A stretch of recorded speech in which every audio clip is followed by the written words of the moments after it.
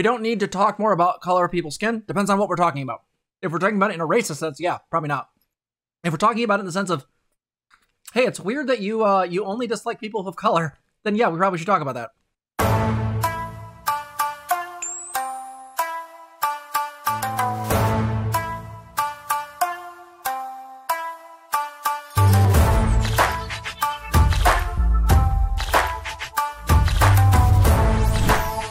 Hey everyone, did you know that being woke makes you sad? At least according to the New York Post. Woke people more likely to be unhappy, anxious, and depressed, new study says. We'll see. Is ignorance bliss? Psychological researchers in Finland have created an assessment to help measure an individual's commitment to principles of social justice and made some surprising findings across Finnish population, including a negative correlation between progressive ideals and levels of happiness. Their findings, published in the Scandinavian Journal of Psychology, suggest that other Western nations may see similar patterns among their socially conscious individuals. Study author Okari Latinen, a senior researcher in the Invest Research Flagship Center at the University of Turku, remarked that the woke discourse has since worked its way into the Finnish discourse. This debate was largely data-free, and it could thus be considered a worthwhile question to study how prevalent these attitudes are, he continued. No reliable or valid instrument exists prior to the study to assess the extent and prevalence of these attitudes in different populations, so I set out to develop one. Their research directory included extensive readings on intersectional feminism, critical race theory, queer theory, and other relevant academic disciplines that inform critical social justice PsyPost reports. The pilot study included 851 people, adult participants, most of whom associated with the University of Turku. After refining the initial scale, the study was expanded to more representative national samples of 5,000 participants distributed via the Helsingin Sanomat, Finland's largest newspaper. In the end, their final critical social justice attitude scale identified 7 truisms of woke people. If white people have on average a higher income than black people, it is because of racism. We're going to come back to these. University reading lists should include fewer white or European authors. Microaggression should be challenged often and actively. Trans women who compete with women in sports are not helping women's rights, reverse scored. We don't need to talk more about color of people's skin. They're trying to diagnose wokeness. The fuck? A white person cannot understand how a black person feels equally well as another black person. Okay. A member of a privileged group can adopt features or cultural elements of a less privileged group, reverse scored. The gender divide was probably the most surprising to me. Tinen told PsyPost of Finnish attitudes. 3 out of 5 women view woke ideas positively, with only 1 out of 7 men. Why am I not surprised?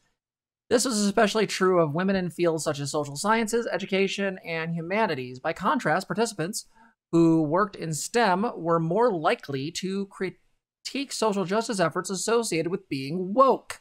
However, the most concerning finding was the relationship between mental health and agreement with the scale. Specifically, researchers found a higher prevalence of anxiety and depression in people who believe the statement, if white people on average have a higher income than black people, it is because of racism. More broadly, they found that those who identify as left-wing were more likely to report lower mental well-being. We're going to come back to this because this is very funny. Latinen warned against extrapolating their findings to international audiences just yet, particularly across Western nations. And yet we're reading this in the New York Post with the file under woke culture. The studies were quite robust with a sample size of over 5,000 and good psychometric properties, Latinen said. However, the scale would need to be validated in North American samples in order to know how these attitudes manifest there. I encourage colleagues in the United States to study the prevalence of these attitudes in the country where they originate from. Okay, let's talk about this. So if white people have on average a higher income than black people, it's because of racism. Is this true in all cases? No.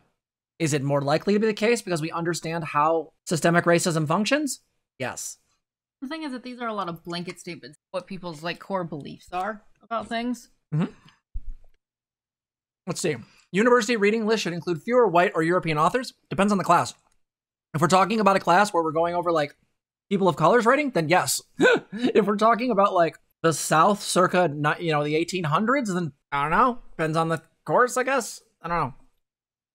Microaggression should be challenged often and actively. Yes. Chat face. Yes. University reading lists should include fewer... Oh, no, I read that one.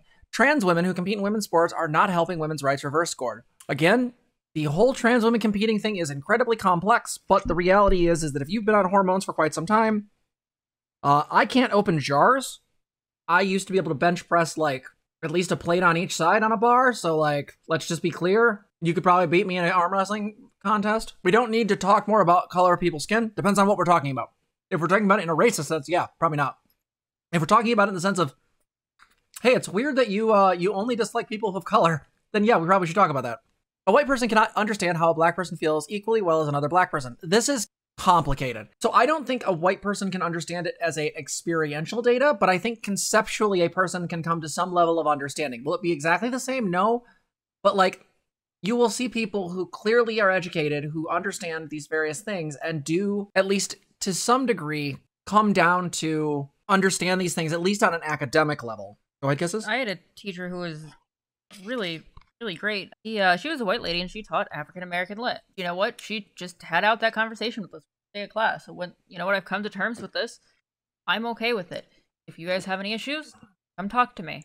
You know, and we had some more conversation about it than that, but she was one of the people that really seemed able to help deliver this stuff to a variety of students that we had in our classes in a really well done format, in a way that really stuck with people. Really got good conversation going. In fact, I don't think I've had more lively conversation in any other college class than hers. Right? And this was an example of, no, she could really manage to put in the work and really help give voices to more classmates. Mm-hmm.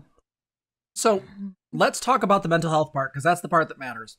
So the idea that people who experience some level of, let's say, like wokeness, if you will, that those people are going to experience poorer mental health outcomes. I don't agree with this for two reasons. One, there's an old saying that antidepressants can't fix capitalism, right? So the problem is being aware. I don't know if their reaction is necessarily within the realm of pathology. It might be appropriate for what they're experiencing.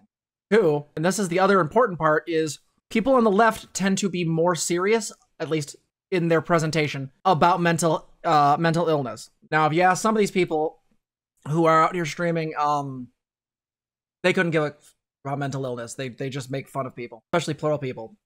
These people can get fucked. But the point being is that I think that the reason why you're seeing a disparity there is if you are a left-leaning or liberal person and you are more likely to go to therapy and you are more likely to seek out personal growth than, say, a right-leaning person, because, again, we know the data on this. People who tend to be more left-leaning tend to seek out mental health services more often. This is why women tend to go to therapy more than men, too, because women tend to be more liberal. So to me, this isn't an issue of we're more mentally ill. It's that the other side doesn't really care, or that it's that they don't really want to acknowledge the things they're suffering with, right? There's just pull yourself up by your bootstraps. Someone said, is this article arguing for ignorance is bliss? It is a very Cypher-esque argument from the first Matrix movie. It really does want the stake. Go ahead, Kisses. If I play the flip side a little bit, I do want to look at the actual study sometimes to get a hold of it. We have it. Yeah, okay, yeah. Because I think the audience that I think of with, like, the woke isn't just the lefties, but particularly, like, the people who are really, really, like, controlling about how they go about their leftism with others, right? The people who are like, okay, I'm on Tumblr and everybody needs to, you know, say this thing or say it this way. You can't say this, you can't be that, you gotta be, you know. And we see this stuff with, like, there's such a thing as, like, system medicalists, which is a lot like trans medicalism, but for systems. Okay, or people who are like, you have to be this way and do these things to be queer, and you have to do it in this format, right? Like, those are kind of the people that I kind of think about when I'm like, yeah, I don't know how happy some people would be if they are constantly so overboard on some of the values that, like, they kind of miss the human element in our values. Mm-hmm. Well, and also they're like, they have a higher correlation to anxiety and depression. I'm like, I mean, aren't we the side that acknowledges climate change? Yeah, no, that's true, yeah. I'm just saying, like, again, like, the idea that, like, these things aren't going to have an effect on us, I absolutely think is the case. But again, I don't think you can argue for the ignorance is bliss thing, because, again, like, that's the entire argument of the first Matrix movie, that Cypher is in the wrong. The real world is difficult. You can stay in an illusion, but it's going to be an illusion, right? So this looks about the same. The SciPost article looks about the same as the other one, although it looks like it's a little less biased. But let's look at this.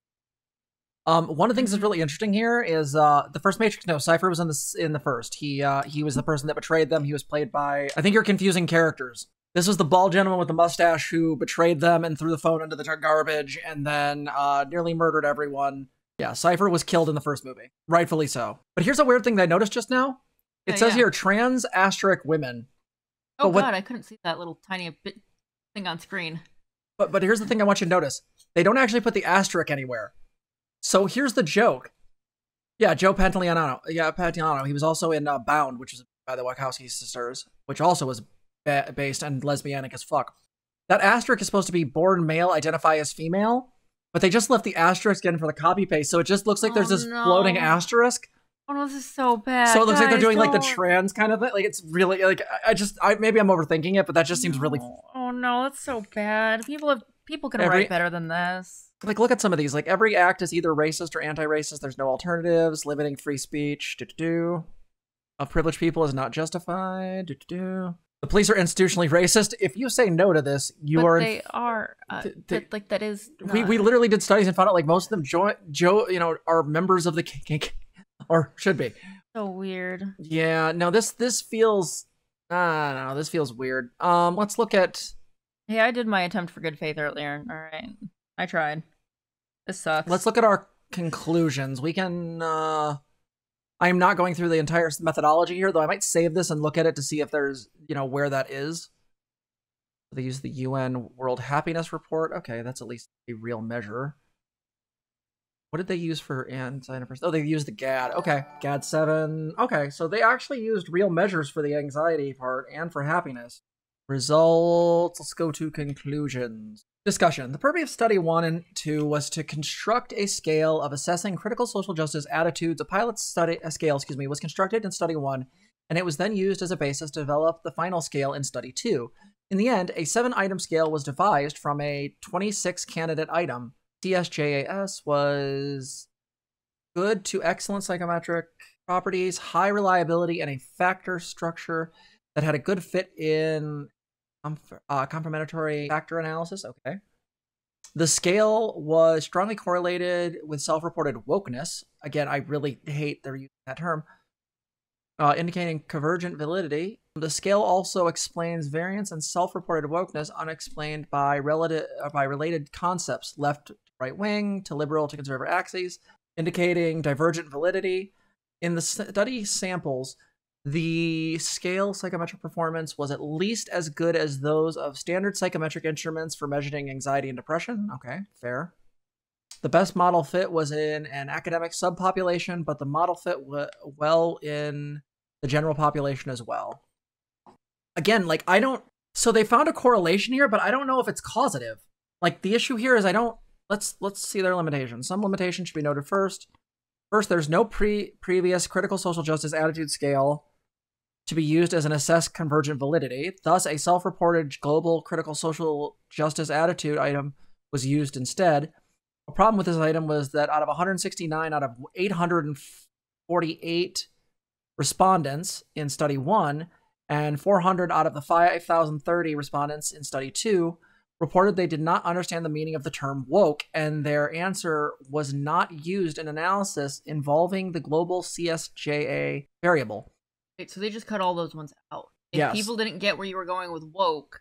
So they said there was 4,000 or 5,000, and then they okay, so wait, so the New York Post lied? Like, those people got counted out. Why would you say that? You would say there's like 4,600. Yeah, this is 20% in the first study, and then another 8% in the second one. You know how often, even in our media, like, woke doesn't have one solid definition. It's got tons of different people saying whatever the fuck it is on, their various, like, TV shows and YouTube and all this shit. Another thing here is they said third, both study respondents were somewhat educated. Yeah, because the first one used only university people, which is often a bias in this stuff. And on top of it, it does feel like a right-leaning psyop, Winters, I agree. But on top of it, the problem is like, again, due to having samples from a university and based on the readership of the Helsingin Sanomat newspaper, sampling based on newspaper readership may have resulted in other forms of selection bias as well. There was also an overrepresentation of people who supported left-wing parties, which probably biases the results in the direction of stronger social justice attitudes somewhat. Fourth, the study would have benefited from an inclusion of a measure of social desirable responding, given many items involve ethics or social justice, which of many respondents are not neutral topics. Fifth, due to the questionnaires' length concerns, depression in study 2 was measured with a single item. Ideally, this study would have employed the RBDI as study 1 did, and the single item measure may have compromised the reliability of the depression scores in study 2. So the depression one isn't even necessarily valid because they didn't use the same score for the second study. And then social desirable responses, right? People want a particular outcome. And then again, people who read the newspaper, especially if the newspaper has any left leaning, which generally journalism does because it cares about the truth. Also, it doesn't look like they took any demographic data. Because the thing is like... Other than gender. Yeah. I didn't see a whole lot with demographic data, because at least, and especially the hard part with this stuff is that with the reports getting, with how the media reports it, like, no, some of these answers, depending on if you are in that demographic or not, change your feelings about it and how much you're aware of them. Okay, if you know trans people, you're going to be more aware of issues of like trans misogyny, especially with like the sports stuff that might hit you a little bit harder or be more stressful to you. Like, this is not hard to figure out. Mm-hmm. Or like, if you are a person of color, and no, you might be more critically aware of all the different microaggressions going on than somebody who isn't. No, so here's the thing is that if there is a genuine way in which these things could be particularly, have some negative effect, I'm not necessarily willing to dismiss that, but you are going to need a lot more research. This is a single study. And again, single studies are interesting, but you would need replication data. They didn't even replicate their own data on the larger scale. They didn't even use the same depression scale, if I'm reading this correctly. So the reason we wanted to cover this real quick is just because, again, I think the major bias issue here is that if you are left-leaning, you are going to ostensibly care more about mental health. And there is a gut reaction, just like Shelter 42 said. I think the impulse is to discredit awareness in general. The idea being aware leads to depression seems like a logical leap. Yeah, to be aware of problems means to be affected by them. But again, I don't know if that's a bad thing. Because the alternative is to not be aware and things don't get dealt with. And still be affected. In a lot of cases. We wanted to cover this because it's a very silly article. The New York Post is a known right-leaning rag. I mean, they literally have a wokeness section. Like, come on. But I think it's important to look at this stuff because, again, there are people that are going to look at the study and think that it immediately is going to, prove that, their woke, non-binary grandchild this is just mental illness or some shit. Like, again, I think what Shelter 42 said is correct. It's a discredit of awareness. I think that there's a lot of issues with this study. And I just wanted to bring everyone's attention to it because people see this stuff and I think their goal immediately is to like discredit it. I think looking at it and understanding it's important, especially the limitations, because if we're going to discredit, we need to do it properly. My stats class was years ago, so I'm not going to try to go through the statistics. I'm going to trust that they tried to do those correctly. But the reality is that, yeah, there's a lot more that needs to be done on this because, again, the other thing is that, like, the bias with women, like, if you're a marginalized group, like ZZ said, you're going to have very different perspectives on this. And because they only separated it out based on men and women, interesting that the marginalized group in that dichotomy was the one that had more left-leaning perspectives. Mm-hmm. Well, and I think some of the stuff is hard, too, because, like, could there be some grains of truth that we deal with? That, like, sometimes some of our lefty friends are really fucking stressed. Yeah. Stuff like this doesn't really help.